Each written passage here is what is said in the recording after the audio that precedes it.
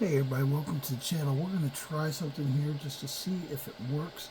Just like Met by the Moonlight, if it works then we're going to call it good. That this is a good one that you can do. There's some that you have to admit with the Daedric, how it is. There's some that are leveled that I have to be a certain level to activate them. So I won't be able to see them until I start. And I want to get through all these before I start pressing through and going in and leveling up, because I've already done everything with dealing with Daedra as a Vigilant. There's nothing more I can do with them because basically, I mean, other than go and just get my restoration up. But we are going to try and go to, I've been going through all these, pretty much killing off the people that are links to the quest itself. And we're going to continue to do that.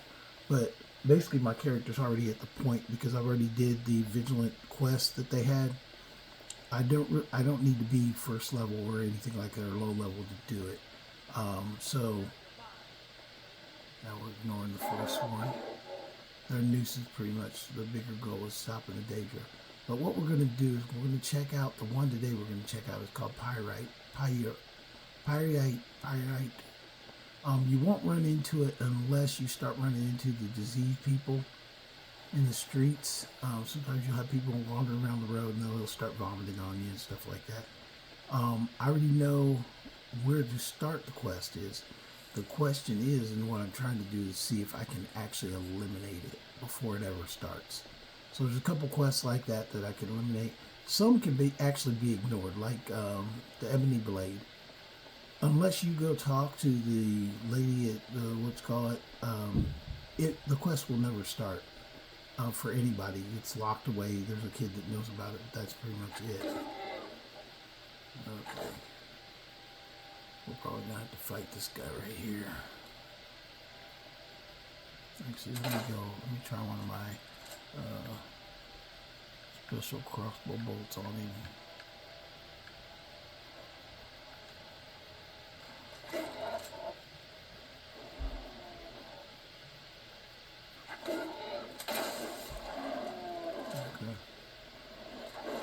Basically, I did a quest called Night Hunter, which gave me a place to store my stuff. Okay, this guy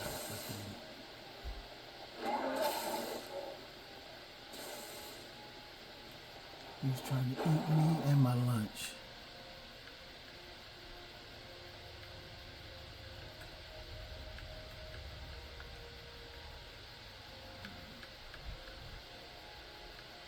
I tell you, these flame creatures are really just like Fallout. They're like they are just ridiculous. I almost got fanged out with that one.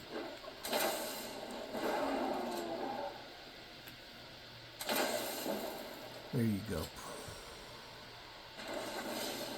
Anyway, the quest that I did was the Night Hunter. It's the Ironback Mine. And basically it's up in the mountains, and what I did was actually I put my camp over there as well. So I don't actually have a house. I'm a pure nomad. I'm basically calling this the new Hall of the Vigilant, because the campsites are Ironback hideouts there. I don't know if it will respawn people, because there's a quest underneath it where you do the quest called Night Hunter, where basically there's a guy up there who was hunting vampires and whatnot. That's the quest I did. But basically it's just a Cragrash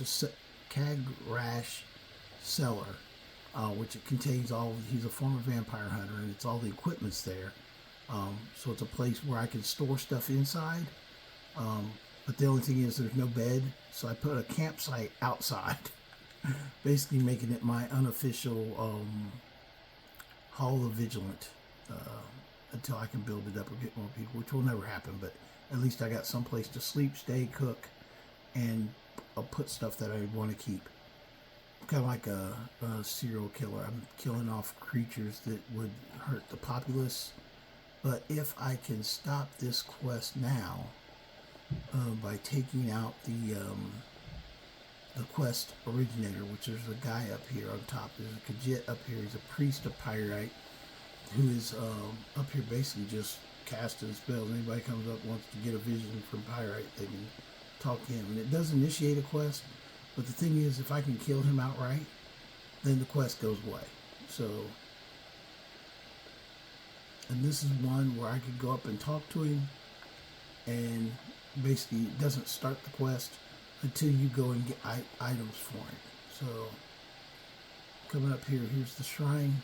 I already know it's a Daedric enemy, or the deity, because it says it's a shrine of Peryite. So I'm going to make the assumption that he is bad, and I'm going to see if I can just eliminate him altogether.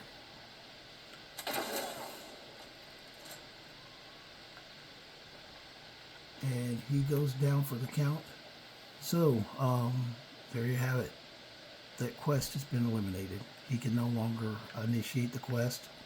So since he can't initiate the quest, I'll get my bolt back.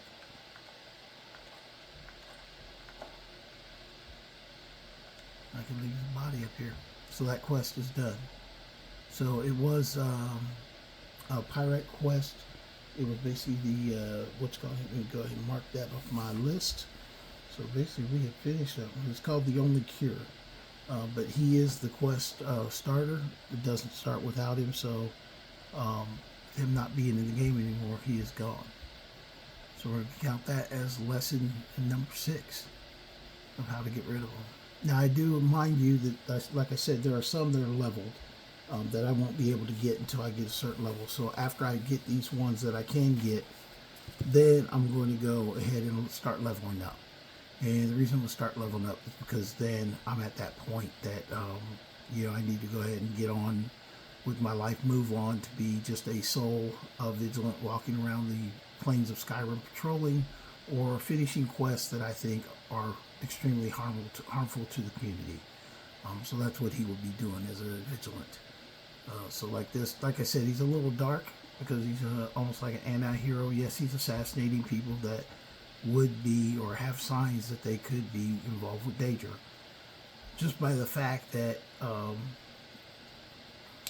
he's up here at a thing, at a shrine, looks like a little priest guy. I went ahead and took him out. So it's a really short quest. I will go back to my digs so you can see where I'm holed up at. It might be an idea for you to use this as a build as well.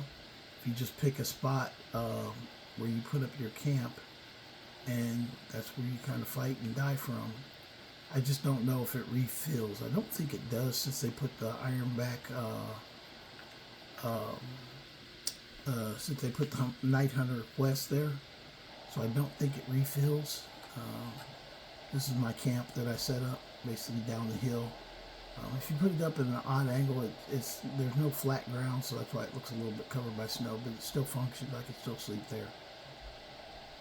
And to include, looking at my digs, yes, it's kind of ramshackled and hidden, but people don't need to see that. But I'm using the Night Hunter hideout, which basically it's got its own little crafting station here for doing anything like metal.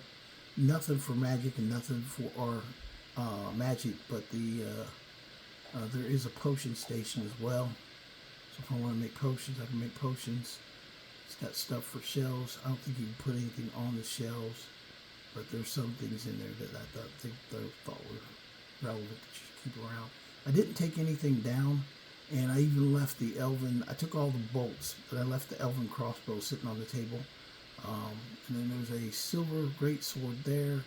There's a regular silver sword over here. Plus I've got a silver sword I took off that witch hunter. So I got a couple silver sword myself.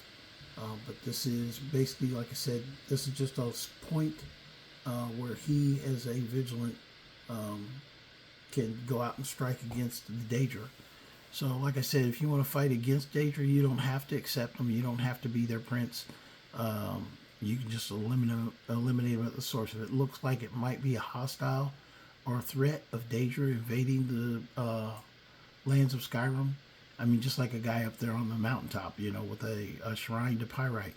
I've already got the Book of Daedra. I know who Peryite is, so I don't really have to put too much together to know something potentially evil is about to take place up there. And since I'm the Vigilant, I'm going to take it out. And that's my vision of being a vigilant, that you go around and you find problems and you eliminate them. And that way it saves the community. You don't have people getting killed or being possessed. Now I'll continue to fight some of the dealing with Daedric quests that come up and creatures and things like that. So it's always going to be a fight, but you pretty much, it's a concept of being vigilant is just being on your own, or a nomad with you and a partner, that you go out and you fight, basically fight crime or fight the Daedra. So with that, I'm going to go ahead and let you guys go. I know it's a really short video. I didn't know if actually it would work, but cause I've never tried to kill him before. But now that I know that that one worked on that one, I'll have a complete list of what you can take out in advance. There's a couple I can't take out in advance, that I can't stop. I don't see any way around it, because like Meridia, you basically, if you pick up the wrong, now the one thing is I don't pick locks, so she may never come for me. I have looked in chest, so there's a chance I might never see Meridia. But you really think about it, she gives you a sword that basically helps you kill undead. Not a bad thing, not a bad trade-off. Okay, I did your quest, but all you have to do is the best you can do is just refuse to do anything by her will, or in her name. You just take the sword if you got to. And I haven't decided if I'm going to do that one yet. There's a couple other ones that you can't really, there's no way out of. The one is the Mind of Madness. There's the only link to start the quest is the madman that wanders in solitude, and he cannot be killed. He's basically termed essential. He can't be killed. The reason I know that is because I just tried before I made this video. And no, he can't be killed. And then the guards are chasing you and everything like that. It wasn't fun. So I just went back to my earlier save. But I know for a fact that he cannot be killed, because I tried. But then also the Ebony Blade. Technically, it's behind a wall of information. Like the last guy I had do it just getting it for my collection. I had to take probably 10 quests before she finally said, "Oh, have you heard about the Jarl's Children?" It's very problematic to get that one, and it's behind a locked door that only a little kid knows about. The chances of the rest of the world being infected by the little kid that knows about a sword that whispers him to the door, highly unlikely. So technically that one can be ignored. And then also, a Night to Remember, that one you cannot, there's no way you can stop that one. The only way you can stop it is just by not going to bars. If you don't go in a bar, you will never run into Sanguine. And if you do see him in a bar wearing a black robe, just don't approach him, and the quest will never start. Now, there's other things that I made it that there's other things with it that also could be done, and I don't see a flaw in it, is the Cursed Tribe. Now, the Cursed Tribe, you do kind of touch base with Malakoth at that point, but the one thing is that you don't have to, it doesn't really impact the world of Skyrim, because the tribe is just healthier because of it. So they're doing their normal thing. They're not going to change. They're not going to go out and spread chaos. They're just going to keep living and fighting amongst themselves. So, let the orcs in their tribe, fight above themselves. I don't think that one is a quest that you can finish in it, and I don't think you really draw Malakoth, you don't draw him more into the realm of Skyrim. But these are some of my opinions. The one I'm going to do also, it's coming up here next, I'm probably going to do the Black Star, just because that's one where you can side with, I think his name's Nelkar, and destroy the Black Star. So that's probably going to be the next one I do, which will be a lot longer video. But I did want to kind of clear the air on that, of why I was doing this one, and also about having this Night Hunter spot that you can come and hang out, store your equipment, put trophies. The trophies I put up so far, kind of like a serial killer. The Strange Ring, because it seems like it's got Daedric power or something. All the Varamina robes and all the Dreamcatcher things. So I guess it's kind of like a keeping trophies, I guess, or just keeping things that I don't think need to be in the public. But anyway, that's my show for today. Dealing with Daedra and how to stop the only cure. And that's what we did. So lesson number 6, stop the only cure. And we'll go over the other ones as I go through, especially the ones that I don't think can be done or just have to be ignored. And we'll talk about those on each one of those as it is. But hope you guys enjoyed the channel. I'll be back again. And, just make sure you like, subscribe, and share with all your friends. I think we've got some good information out here, and we're going to keep bringing it every day. Because I've got, the dealing with Daedra is actually very extensive. In fact, it's a mod that to one point I need to actually do some homework on. I've got a couple of mods I need to do some homework on because I can't wait to get this guy actually over to Beyond Reach, because that place is truly horrifying. There's some crazy, scary stuff over there. It's just insane. Anyway, I'll see you guys next time. Thanks for coming out, and I'll keep posting videos. You guys have a good day.